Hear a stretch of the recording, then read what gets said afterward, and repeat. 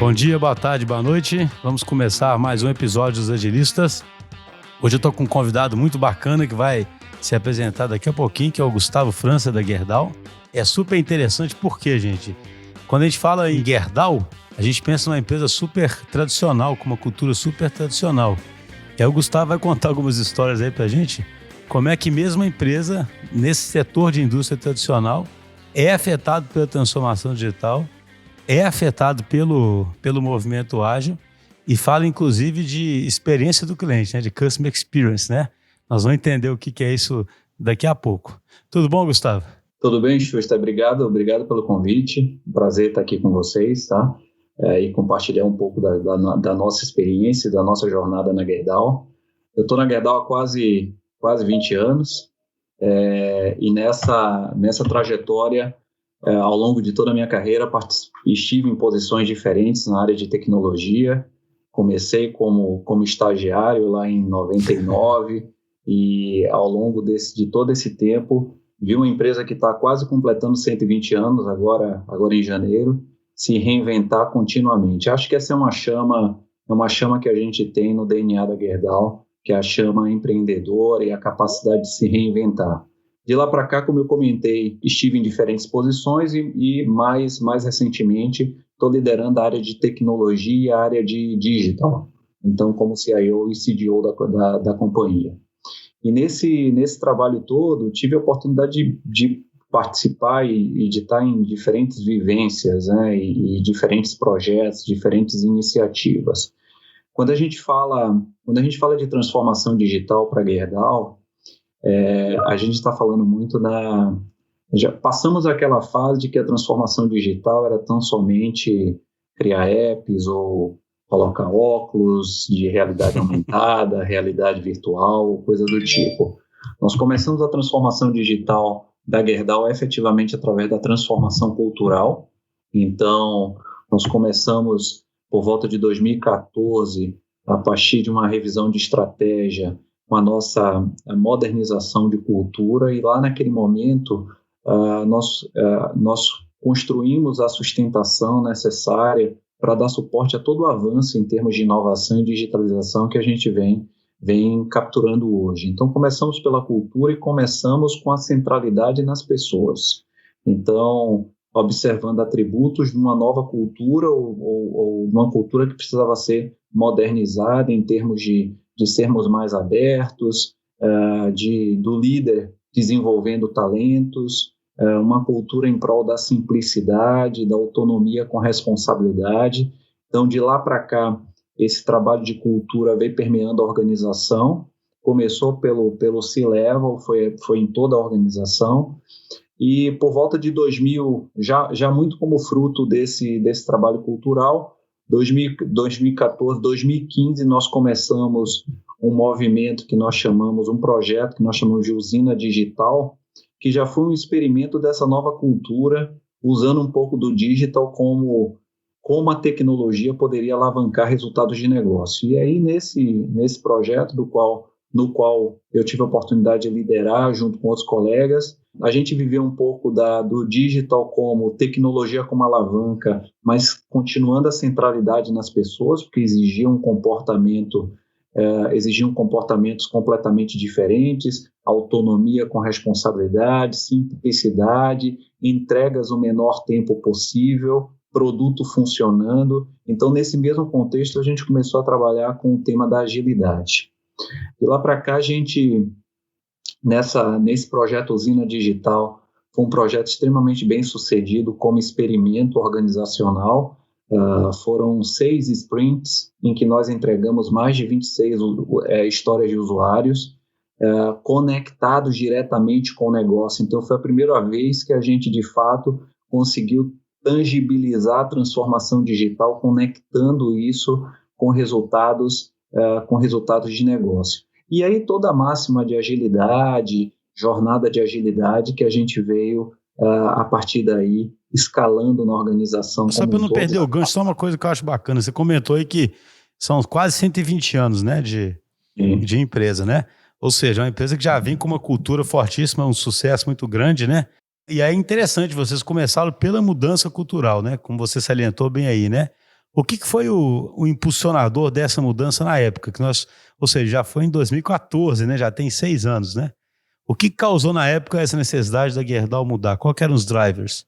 O entendimento naquele momento, mercado competitivo, a globalização, o próprio setor do aço sendo bastante desafiado em termos de mercado, novos entrantes. Então, eu diria que a economia global vinha drivando muito da transformação na qual a indústria estava inserida. Então, naquele momento, na reflexão estratégica, ficou claro para a organização que para nós encontrarmos resultados diferentes, nós precisávamos fazer algo diferente, tá? E não era tão somente alterar o hard skill, as capacidades da organização do ponto de vista do seu hardware, da sua capacidade física instalada. Que é o mais comum, não é? A indústria é muito isso, né? Exatamente. Vamos otimizar, comprar um equipamento que produz mais, um que gasta menos, não? Exatamente. Naquele momento a gente se deu conta de que, de fato, a gente precisava sim era investir na transformação do ponto de vista de pessoas que pudessem conduzir essa transformação das capacidades também físicas, de processos e assim sucessivamente, de uma forma mais contínua e de fato inovar na organização. Então, como eu comentei, foram várias iniciativas de lá para cá. Eu falei do Usina Digital, mas fizemos o primeiro hackathon nesse período, nós iniciamos o fortalecimento e a nossa proximidade com as startups.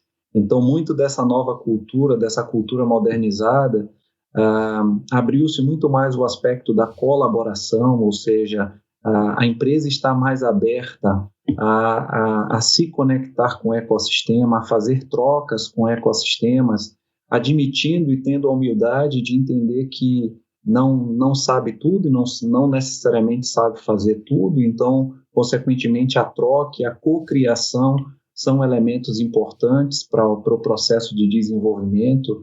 Então, eu diria que foram vários milestones que a gente teve ao longo dessa trajetória e que nos trouxe até aqui, onde hoje fica muito claro que digital. Eu costumo dizer que 80% da transformação digital na Gerdau está fundamentalmente centrado nas pessoas e 20% são as alavancas de dados e tecnologia, que aí é efêmero, muda, você pode usar uma tecnologia ABC, enfim, mas se você de fato consegue fazer com que as pessoas estejam com a mentalidade correta, você consegue capturar resultados realmente diferenciados. Essa mentalidade aí das pessoas estarem no digital, você diz, é a mentalidade ágil, esse mindset ágil de experimentação, de colaboração. Exatamente.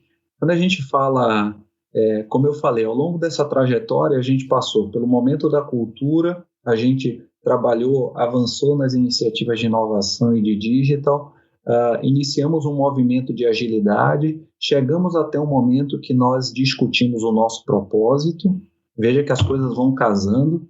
Nosso propósito é empoderar pessoas que constroem o futuro.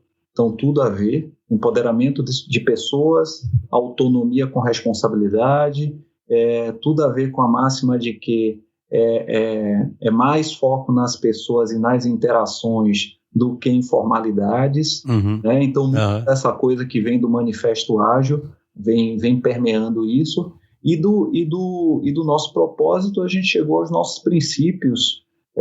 Hoje nós temos 10 princípios, onde tem o princípio de cada cliente é único, aprender, desaprender, reaprender, que é outra máxima da perspectiva da agilidade, da experimentação, ou seja, você fazer pequenas entregas, e imagina só uma empresa com 120 anos, tipicamente fazendo e buscando excelência em tudo, era muito comum você fazer aqueles projetos grandes, com entregas de longo prazo, mas até quando nós começamos essa jornada, a gente ouviu em muitas entrevistas do tipo assim, falando sobre tecnologia, quando a TI entrega já é um projeto velho, já tem que sair um pacote de melhorias, porque leva tanto tempo para entregar. E com a velocidade da mudança, que ela é cada vez menor, é cada vez mais rápida, a velocidade cada vez mais rápida, então você já entregava um produto que precisava de pacote de melhorias. Já tinha que contratar o próximo já, né? Já tinha que contratar o pacote de melhorias, a nova versão ou coisa parecida. Então,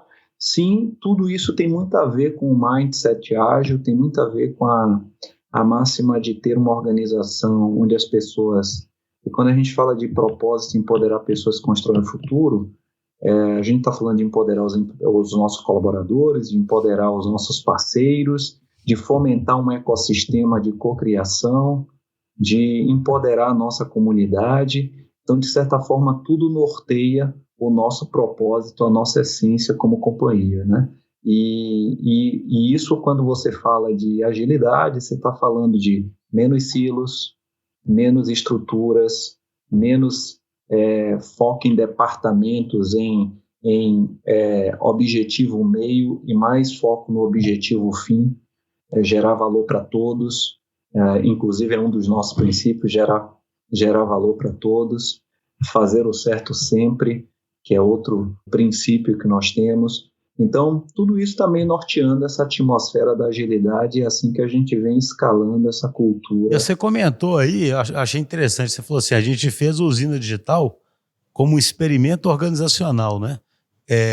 Por que eu toco nesse assunto? Porque a gente tem como ouvintes aí muitas vezes empresas grandes e tradicionais também, e um tema sempre recorrente é esse: como é que eu faço a mudança? Como é que eu começo, né? É claro que como bom agilista, a gente não existe prescrição, mas existem experiências que podem ser inspiradoras, né? Então você diria que até a gente brinca, né? Tem um episódio nosso que é o fucking first step aí, né? Um fucking first step seus teria sido essa usina digital? Sim, sim. Começar a fazer isso para poder mostrar para a organização que era possível e... É isso aí. Eu concordo plenamente contigo, não tem fórmula, não tem enlatado padrão que você implemente e sai funcionando. Então, a prática do learning by doing, de você iniciar pequeno, num cenário controlado e exercitando ao extremo todas as capacidades e os conceitos, é o melhor modelo e é isso aí. A usina digital foi uma das iniciativas que a gente, de fato, testou comportamento, mentalidade, testou tecnologia, mas sem paixão pela tecnologia. Nós tínhamos muito mais apreço pelo aprendizado que a gente estava gerando naquele momento. Imagina, naquele momento a gente começou a ter PO, Product Owner, BO, Business Owner, Sprint Planning, Sprint Review, todas essas cerimônias que era tudo uma novidade para a organização do ponto de vista de conexão com a estratégia.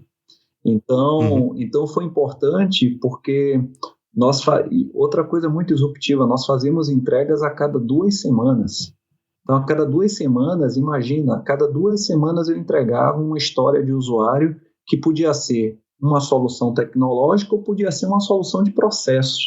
Podia ser simplesmente uma revisão de processo, mas sempre com a máxima de produto funcionando, né? Não entregar componente, entregar produto funcionando, testado e aprovado com os critérios de aceitação bem definidos junto ao próprio cliente, à própria área de negócio. Então, foi um grande MVP organizacional de toda a transformação que hoje a gente já vive numa escala diferente. De lá para cá, a agilidade...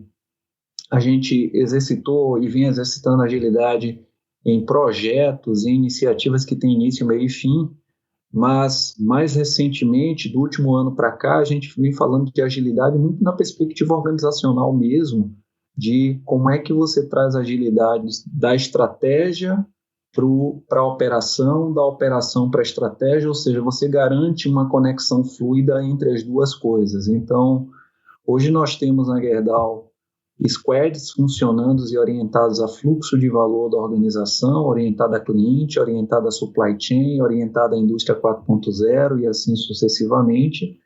E esses squads estão extremamente bem conectados com a estratégia, com o que norteia a nossa estratégia de negócio. Então, para tudo isso, trouxemos e escalamos novos papéis, novos personagens, construímos uma área internamente que nós chamamos de...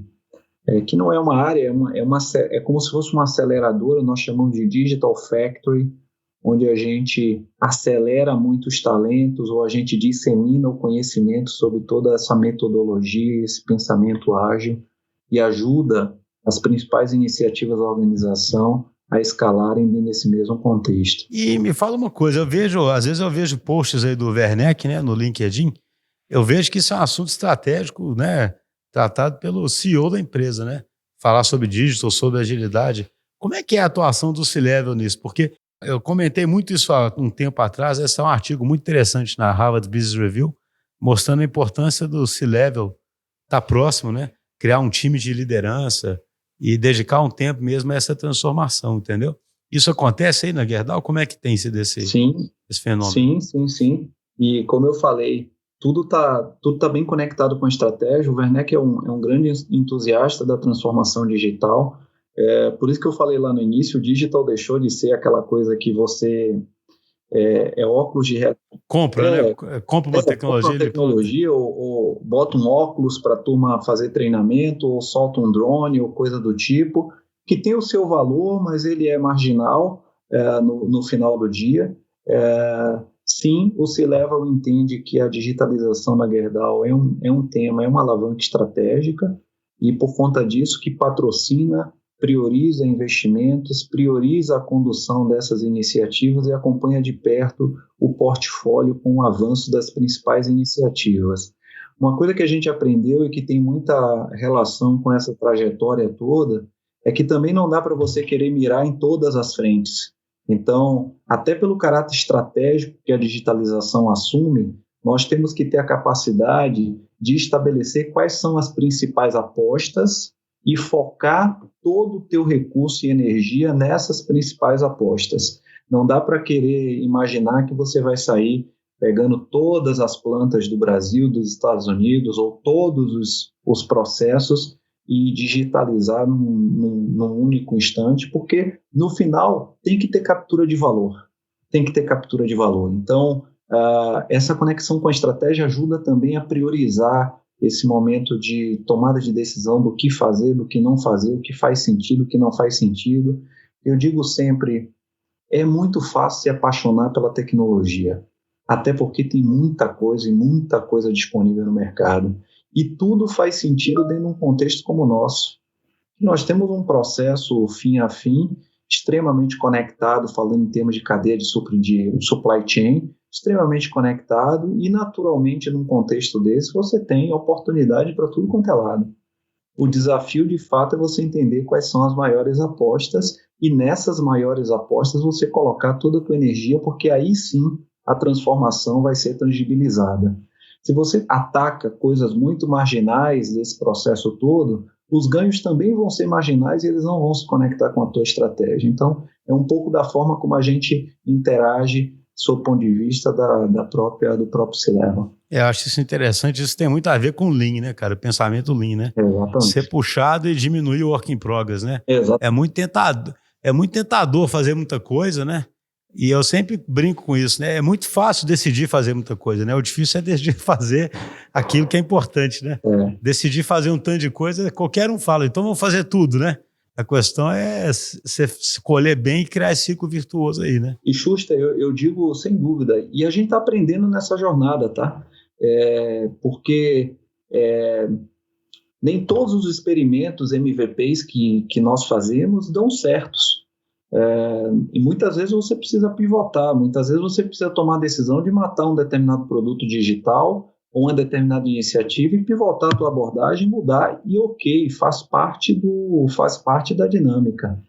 A grande máxima nesse contexto da agilidade é que você, começando pequeno, muito conectado, você testa as hipóteses de maneira muito rápida e consequentemente, se as hipóteses não estão confirmadas, você pivota isso muito rapidamente também.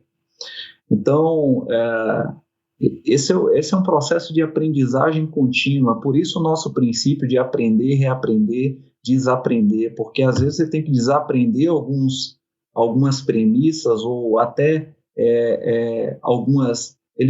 desconsiderar algumas ortodoxias do passado para você apostar em coisas novas. Se você vai com a mesma cabeça que você conduzia uma determinada iniciativa há 10 anos atrás, tentando aplicar as mesmas premissas na atualidade, essas premissas podem não serem mais válidas e por consequência, o teu resultado não vai ser, obviamente, igual ao resultado do passado. Então, por isso que exige essa necessidade do desapega, né, do desapega de Sim. fato.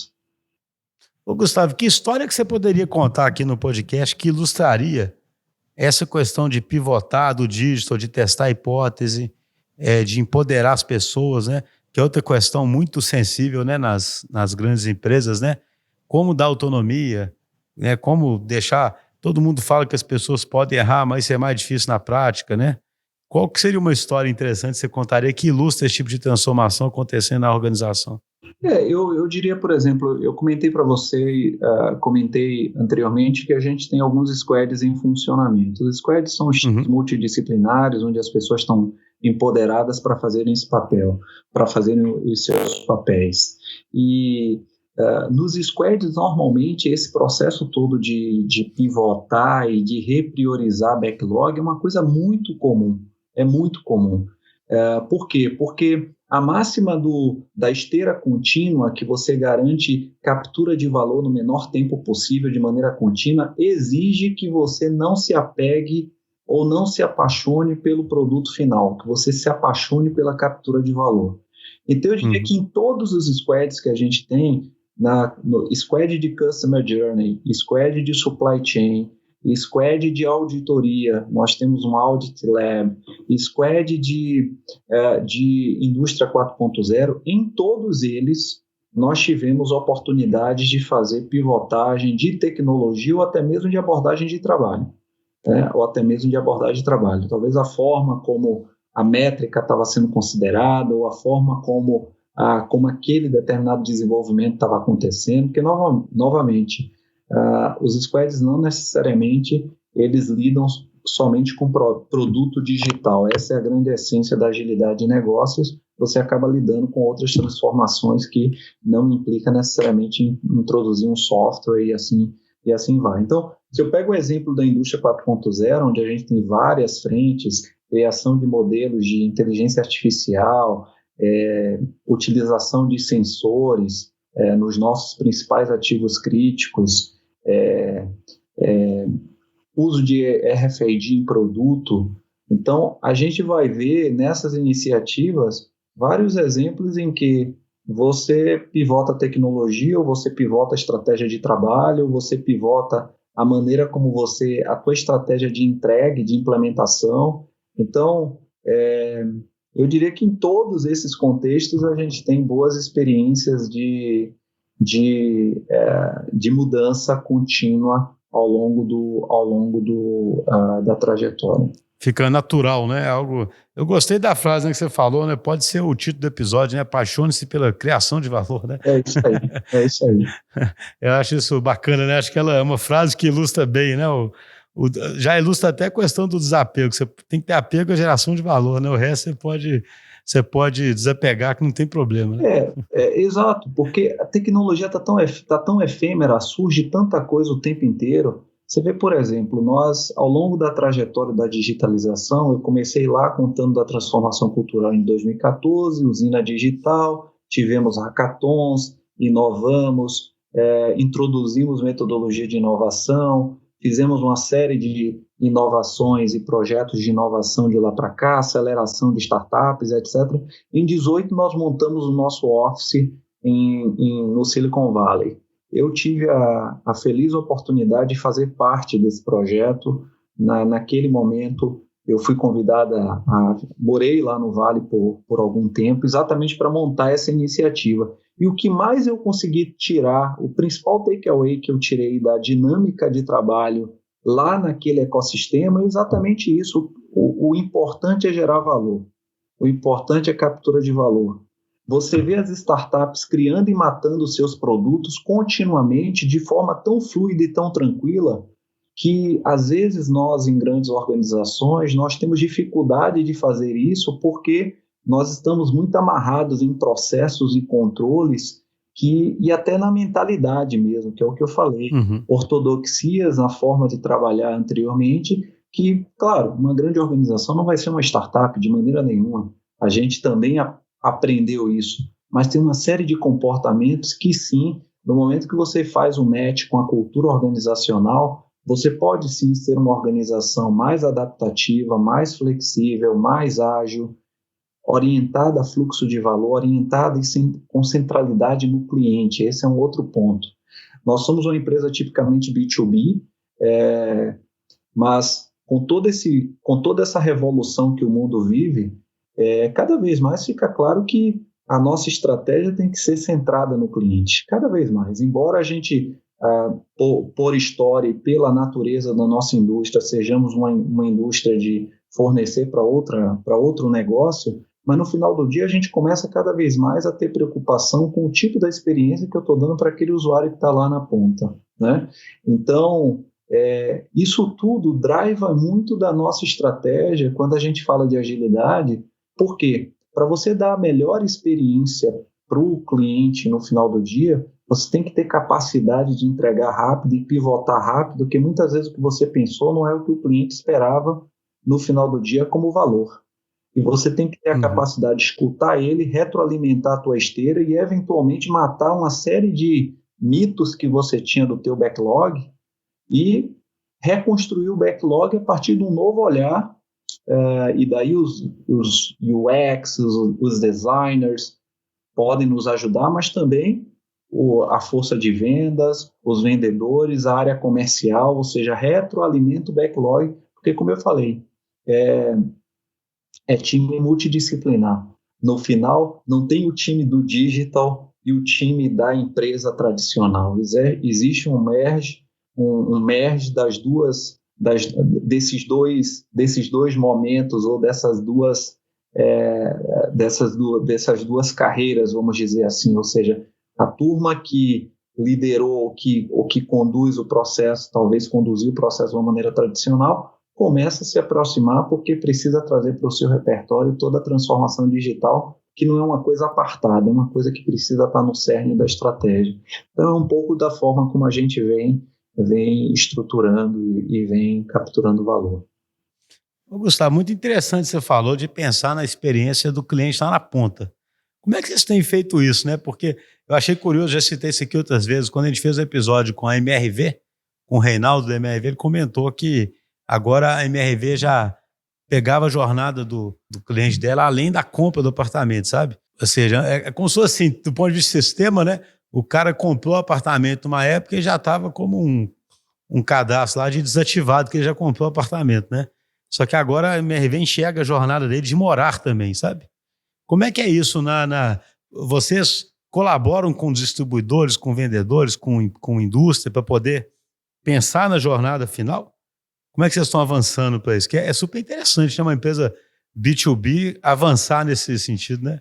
E a gente avança principalmente quando a gente olha, sem dúvida, a gente está olhando a jornada do cliente como um todo, fim a fim, com os nossos parceiros, e naturalmente existe uma preocupação importante de fortalecer o ecossistema. Isso é super importante numa construção como essa que a gente vem fazendo, e aí sim você lança a mão de canais digitais que facilita muito dessa jornada. Então, por exemplo, a gente tem portal de relacionamento, a gente tem chatbot, a gente tem e-commerce, que ajuda muito desses parceiros também na conexão com os nossos clientes. Então, praticamente mais de 50% dos nossos clientes já utilizam algum dos nossos canais digitais. Então, isso vem avançando ano a ano. A gente vem conseguindo trazer, engajar novos stakeholders ou novos atores nesse contexto. Então, além dessa questão dos canais digitais, em 2018, nós lançamos uma nova plataforma online de vendas ao varejo, de uma joint venture que nós fizemos, que nós fazemos parte junto com o Tigre, Votorantim e outras companhias, chamada Juntos Somos Mais, da qual nós somos sócios, e a gente mostra que isso é a oportunidade que nós temos de seguir consolidando a Gerdau como um fornecedor preferencial para esse importante setor da economia. Então, trazer a facilidade, a digitalização como alavanca também para essa experiência no final do dia para os nossos clientes. Juntos Somos Mais, uma joint venture que no final a gente consolida aí a venda de uma cadeia diferentes. Eu tenho aço, eu tenho tubo, eu tenho cimento. Então pensa que num contexto mais avançado, eu consigo dar uma experiência completa para o cliente a partir de um único canal digital, ou seja, eu consigo oferecer uma experiência sem costura para o cliente através de um único canal digital. Então, são iniciativas desse tipo que a gente vem conduzindo, escalando muito as iniciativas através dos canais. Por exemplo, no nosso segmento de aços especiais, a gente vem trabalhando numa plataforma para tornar a experiência do cliente ainda mais ágil. A gente está usando uma inteligência artificial no processo de cotação de novos produtos em aços especiais. Então, isso, antes a avaliação de cotação de um aço especial levava cerca de 10 dias, e isso mudou rapidamente, porque os algoritmos, de certa forma, cruzam dezenas de consultas e variáveis técnicas e dão uma resposta cada vez mais ágil para o cliente. Então, esse é o tipo de iniciativa que a gente vem conduzindo muito na centralidade no cliente, ou seja, como é que a gente cria uma experiência que diminua o lead time do setor e da cadeia em termos da oferta de valor e ajude na relação com o nosso cliente final.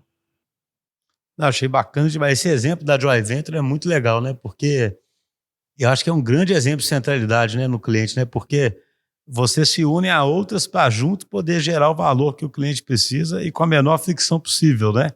Uma empresa que estivesse olhando muito só para o umbigo não faria de jeito nenhum, né? Ela ia falar, não, isso aqui não sou eu, né? Isso aí é alguém ali para frente, né? Que tem que fazer, né? Eu tenho que saber fazer meu aço bem aqui. Se eu estiver fazendo bem, acabou, né? Que acho que a forma tradicional de olhar é bem essa, né? Eu olho mais para dentro e falo, ó, uma vez que eu fiz, ainda mais uma empresa muito forte em engenharia, né? Uma vez que eu faço bem o meu produto, eu já ganhei o jogo, né? E aí você vê, não, para ganhar o jogo nós vamos unir com outros dois, vamos fazer uma joint venture e vamos tentar criar uma experiência que fique mais fácil desse cliente puxar esse valor nosso. E é interessante que, como você falou, indústrias tradicionais, indústrias de base, de commodity, enfim, normalmente olha do muro para dentro, né? Normalmente vai olhar competitividade, eficiência e assim por diante. Essa virada, essa guinada com foco na centralidade no cliente, tem muita base no trabalho de cultura que a gente começou lá atrás, porque no final do dia você precisa autonomia com responsabilidade, você precisa ter abertura, você precisa promover colaboração e cocriação, e aí se conecta muito com a máxima da inovação, né? E você precisa experimentar. Né? Experimentar, pivotar, criar MVPs, testar hipóteses, acreditando que você vai ter que fazer muitos experimentos até que você tenha um resultado positivo. Essa é outra coisa que eu vi no Vale. Quer dizer, de cada 10, de cada 20, você sai com um resultado positivo. Ou seja, você tem que continuamente fazer iterações rápidas, porque nas iterações rápidas é que você vai aprendendo e vai capturando valor.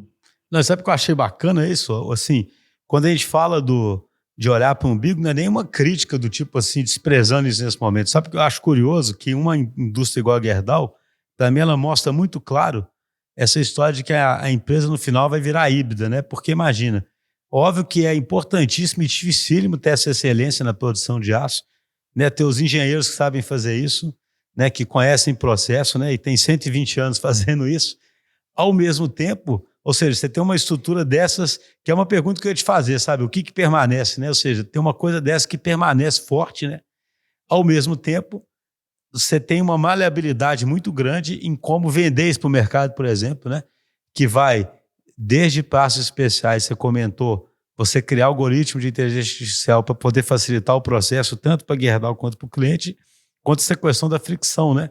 Então, acho interessante que mostra muito claro, porque esse artigo que eu comentei ali, que saiu na HBR, ele fala muito sobre isso, né? Esse balanço que a liderança tem que achar entre o híbrido e essa estrutura inovadora. E aí a Gerdau não pode perder, obviamente, essa competência de ter excelência na produção de aço, que é o que ela faz, obviamente, no final das contas, mas ela tem que trazer uma certa maleabilidade aí na ponta, né, no contato.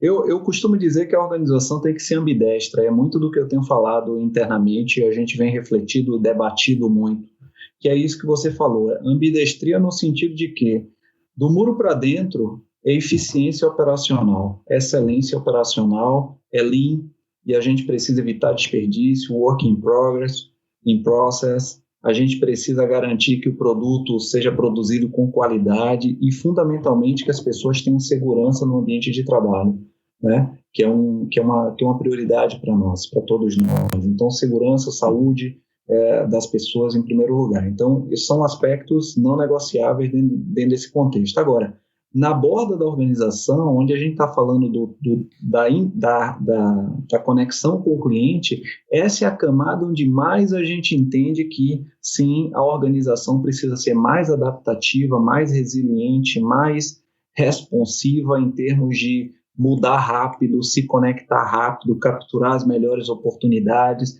gerar novos modelos de negócio e assim por diante. Então, o desafio que a gente vive, muitas vezes, é legal, como é que eu conecto as duas coisas? É claro que, em determinado momento, você vai ter um buffer entre uma estrutura e outra, mas, quando a gente fala nos habilitadores organizacionais, quase sempre do ponto de vista de cultura, de mindset, eles são os mesmos.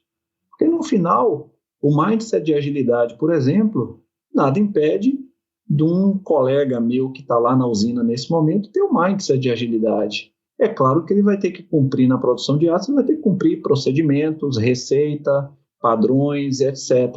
Mas é mais do que rodar Scrum, Kanban, XP, Safe ou qualquer outra técnica. A gente está falando de menos procrastinação, mais foco na entrega de valor, né? Mais foco no fim a fim, menos foco no objeto meio. Então, isso na essência pode ser disseminado na organização como um todo. Não, até porque você cria prontidão para você movimentar o teu pipeline de uma maneira de um lado para o outro e assim sucessivamente. Então, muito do que a gente vem debatendo e vem fazendo, porque, como eu falei, os nossos squads, com exceção do Indústria 4.0, todos eles estão olhando para cliente ou para a experiência, de certa forma estão orientados a fluxo de valor do cliente. Indústria 4.0 naturalmente está olhando para eficiência operacional, mas ainda assim tem projetos do Indústria 4.0 que, ao olhar o backlog, se conecta também com o objetivo de dar a melhor experiência para o cliente no final do dia. Uhum. Então, por exemplo, a gente implantou etiquetas inteligentes em produtos, uma linha de produtos na nossa usina de Ouro Branco, e, claro, se eu boto uma tag inteligente, o inventário fica mais rápido, o lead time de carregamento é mais rápido, naturalmente eu ganho tempos e movimentos que no final da cadeia eu trago valor para o cliente também. Lá na frente eu posso inclusive adicionar mais valor, porque se eu tenho uma etiqueta inteligente eu posso adicionar mais valor para o cliente. Então esse tipo de construção que sai do mundo industrial e se conecta com a jornada do cliente também. É incrível, né? Cara, e do ponto de vista global, que você disse que o grupo é gigante, né? Como é que vocês fazem para coordenar isso tudo? Você falou, tem uns squads aqui, né? Eu tô falando isso porque um dia eu tive uma conversa com um cliente também que faz parte de um grupo global, e eu acho curioso, sempre tem uma necessidade de padronização global e de comparação dos times globalmente, só que isso traz certos problemas na minha visão também, porque às vezes, antes até dos times estarem gerando valor, você está preocupado em comparar os times, sabe? E aí os times vão acabar gerando alguma coisa que não é o valor mesmo que possa ser comparada, sabe como que é? Porque alguém quer comparar, entendeu? Como é que faz? Porque assim, já existe um desafio suficientemente grande de fazer a Gerdau começar a ficar ágil, né? Só que além disso é no mundo inteiro, né? Como é que tem sido isso? O que a gente tem feito, e aí eu remeto de novo a 2014, lá quando a gente começou com o movimento de cultura e de transformação, visando ter uma organização mais moderna e flexível. Naquele momento também, as unidades de negócio elas passaram a ter muito mais autonomia. Então, esse empoderamento para as unidades de negócio, garantindo que elas, compreendendo os seus ecossistemas, pudessem entender o que gera valor naqueles ecossistemas, isso foi conduzido de lá para cá. E eu diria que hoje a digitalização se conecta nesse movimento. Então, o meu papel como global é muito mais orquestrando e criando habilitadores para facilitar a condução desse portfólio e muito menos do hard work de botar a mão na massa lá no que está acontecendo na PU, necessariamente, ou ter que fazer aqui no Brasil para mandar para os Estados Unidos ou para qualquer outro país da América Latina. Então, por exemplo, lá nos Estados Unidos existem squads orientados à experiência do cliente, que é uma experiência que é uma jornada diferente da jornada que nós temos no Brasil. E o que é que a gente faz? Qual é o meu papel como liderança? É garantir uma orquestração para a gente estar usando os mesmos direcionamentos e, principalmente, a gente está retroalimentando o nosso aprendizado, inclusive com outras lentes culturais, porque aí você usa a lente do que a gente está aprendendo lá, a lente do que a gente está aprendendo aqui, você cria uma diversidade de visões que é super importante para o desenvolvimento da companhia como um todo. Então, lá nós temos uma liderança de inovação e digital que conduz essas iniciativas. A gente tem uma estrutura de cooperação e de cocriação, trocamos muitas figurinhas, mas sem o comando e controle que é típico em organizações mais orientadas à matriz, vamos dizer assim. Eu brinco que a gente está cada vez menos organizados como máquinas e cada vez mais organizados como organismos de fato. Sim, sim. Ou seja, onde você promove a criação, o empoderamento das pessoas e você vai nutrindo na medida certa, garantindo a unidade mínima de controle, porque naturalmente tem que ter uma organização do tamanho como a nossa, garantindo a unidade mínima de controle, fazendo os sincronismos para evitar overlap de coisas ou redundância de iniciativas, mas mantendo a retroalimentação de aprendizagem contínua. Não, legal demais, achei muito coerente com o que você disse no começo, que no fundo, que é o que eu sempre acho que se resume, é simples, mas é difícil, que é o quê? É centrado em gente, né? No fundo, seu papel aí, se eu entendi bem, é fazer as pessoas todas se comportarem dentro desse é muito mais replicar um modelo de como as pessoas vão se comportar, colaborar, do que talvez aquele tradicional modelo que tinha antes, né? De eu pego essa solução, coloco ali, né? Padronizo, né? E aí o pessoal vai destravando o valor lá, vai destravando o valor aqui, vai tendo uma conversa contínua também, o que é bom lá vem para cá, né? E as coisas vão evoluindo. Esse orgânico é isso, né, cara? Elas vão evoluindo assim, sem essa ordem toda que as pessoas, né, sem aquela ordem que as pessoas gostam de ver numa máquina, né? Aquele troço já planejadinho, né? E Xuxa, eu sempre digo assim, eu tenho aversão a enlatados metodológicos, porque às vezes você escuta muita coisa do tipo assim, tem que ter X número de squads, tem que implantar tal metodologia, tem que sair. Cara, eu diria que o valioso é você encontrar o que, do ponto de vista da tua cultura organizacional, como é que você faz o merge dessas coisas, porque você tem que aproveitar a fortaleza do ecossistema organizacional para ir escalando da forma que aquele ecossistema funciona e, claro, provocando as devidas transformações. Então, eu diria, hoje a gente fala muito do Agile at Gerdau, que é o quê? É agilidade na forma como a Gerdau entende que faz sentido operar em termos do seu negócio. É claro que, do ponto de vista metodológico, você bebe na fonte de diferentes metodologias e diferentes experiências e vivências para alimentar uma caixa de ferramentas que ajuda você a dizer assim, olha, tal projeto eu vou por aqui, tal projeto eu vou por ali. Se eu tenho uma esteira contínua, fluxo de valor, eu vou usar essa abordagem de trabalho. E eu consigo criar um arquétipo organizacional que mantenha a centralidade nas pessoas, porque independente do método, independente do enlatado que você vai usar, a centralidade, tudo depende da atitude como as pessoas agem frente a um determinado contexto, como elas executam determinada atividade, e, ao mesmo tempo, você garante esse crescimento orgânico, você garante que isso vá viralizando de forma orquestrada na organização. Então, respeitando os tempos e movimentos das microculturas. Sim. Isso também é importante. Não significa que eu estou num pace aqui, que eu vou estar no mesmo pace nos Estados Unidos, numa mesma... E vice-versa. Eu vou respeitando isso sem provocar. Não tem Big Bang nessa história. Se alguém vai dizer que implantou em 1 ano e virou tudo e está tudo... O que a gente, pelo menos o que a gente tem aprendido e da vivência que nós temos aí ao longo desses últimos 6 anos, é assim, não tem Big Bang, não tem bala de prata. Tem sim muita persistência e foco, disciplina. Essa é outra coisa que aprendi muito lá no Vale, é pragmatismo. A gente precisa botar a bola no chão e fazer gols. Às vezes a gente vê muita ideação, muito design thinking, muita discussão de criação de ideias, etc. Sem pragmatismo.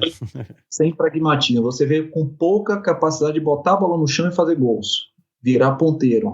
Esse é o grande desafio hoje, porque, querendo ou não, as pessoas, a transformação, a mudança cultural, ela se dá através das pessoas, mas ela se dá também através de símbolos e processos.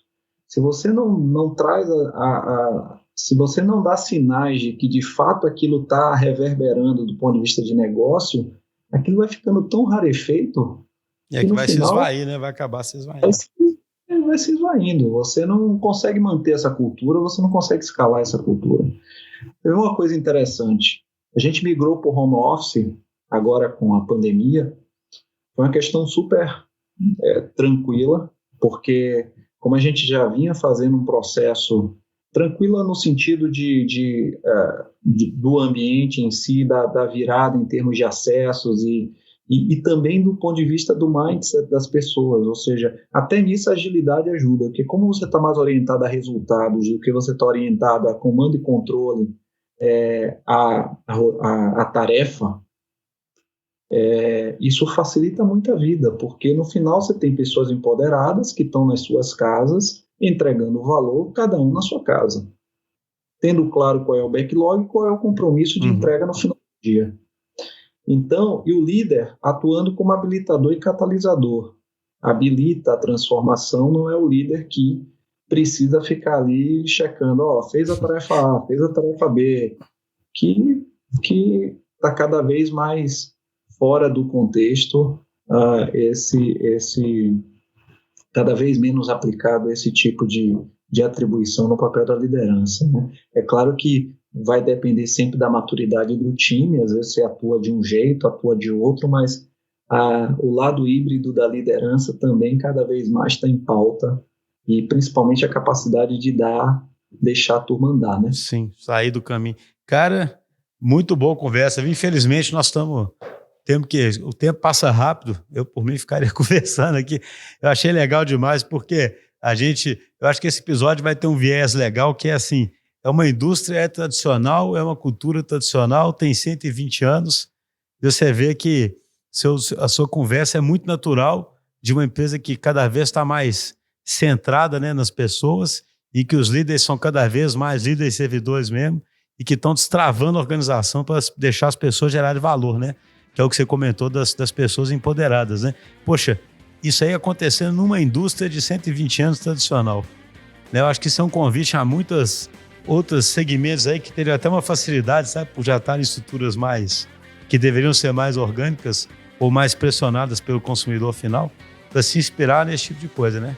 Queria te agradecer muito, viu, Gustavo? Foi uma conversa muito boa. Obrigado pelo convite, e também achei super boa a troca de ideias. Abração. Valeu, abraço.